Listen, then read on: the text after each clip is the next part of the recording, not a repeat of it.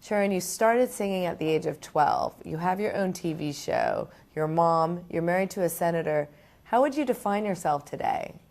At this stage in my life, I'd say complete and totally content, and everything else that comes my way nowadays is just really icing on the cake and just a big bonus from the almighties.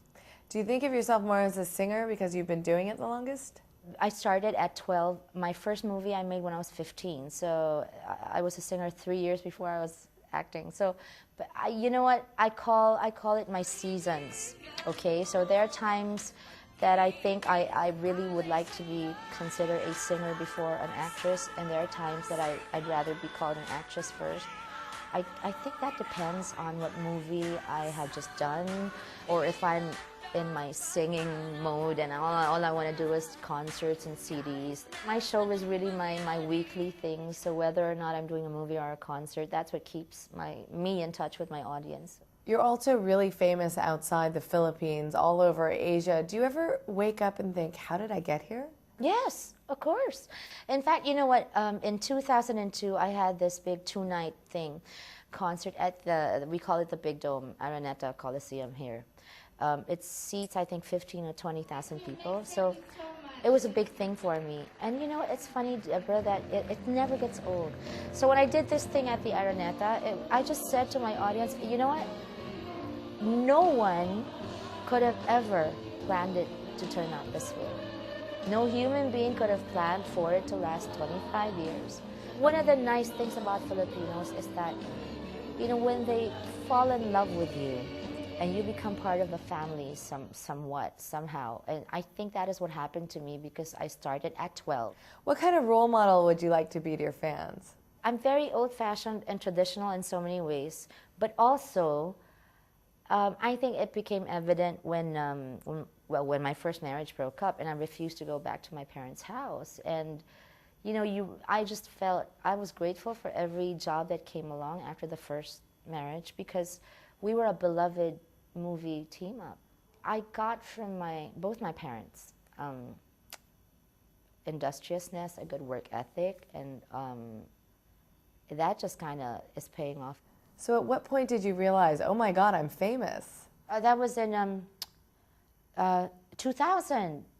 And I released my first album to be released in Asia, outside of the Philippines. And I go to HMV one day with my daughter, my eldest, and we see I'm number 23, and right beside my CD are the likes of Kylie Minogue and Enrique Iglesias. It's like it's surreal, and you can't believe, and you're so grateful, but it's all these emotions, and you want to jump up and down, so all I could do was this.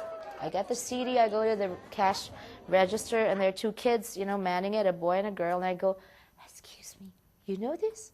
I go, yes, it's good. And I don't know how to express it. I pull out my credit card, right?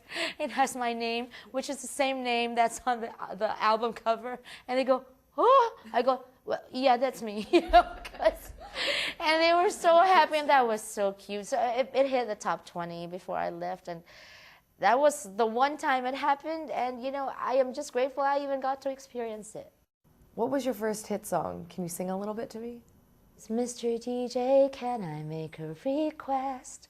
It's like Tagalog and English, and it goes, Pwede ba yung love song ko? It goes, can you play my love song, please, Mr. DJ? The chorus goes something like, At sana'y nakikinig siya, naaalala kaya niya. You know, I hope he's listening. I wonder if he remembers, you know, ang love song namin noon na niluma na ng panahon. It's funny because I'm talking about somebody I haven't seen in a few years, and I hope he's remembering our love song. How does it make you feel to sing it today? On my 25th anniversary show, the person that wrote it, Ray, whom I will always be grateful to, who I will always be thankful for and grateful to, was in the audience, and I know that it hit him deep down in his heart, like everybody else that has watched me, you know, grow up. And you know, when you hear it being played by an orchestra, it's like you have your whole life flashing right before your eyes, and you're thinking, how did I get here? I was 12. I was in my school uniform when I did this song. You sang with Andy Lau once. What was that like? It's one of the most generous superstars I've ever met and had the privilege and the pleasure of working with. Before the concert started, it was so touching that I was just bowled over because I walked into my dressing room. I saw this huge, huge flower arrangement that said, Sharon, you know, from Andy. And I go, oh, such a sweet guy, but it's so unfortunate that he can't make it. And then my friend Steven from BMG Hong Kong, he goes, I'm being made up, okay? And my hair's up, and I have foundation on my face, no color at all. And Steven comes in, I go, hi, sweetie. And he goes, hi, how are you? I'm okay. I go, and he goes, I have a surprise for you. And I say, what is that? And he moves to the side, and Andy's right there. And I'm, it's, you know, I was so touched. He's really, I am so honored that, you know, I saw House of the Flying Daggers on DVD, and I couldn't believe it. This is the guy that I did a duet with. Sharon, if you had to sum it up, what is the secret of your success? It's no secret. It's really just loving your work and letting it love you back, loving your audience, and always being grateful.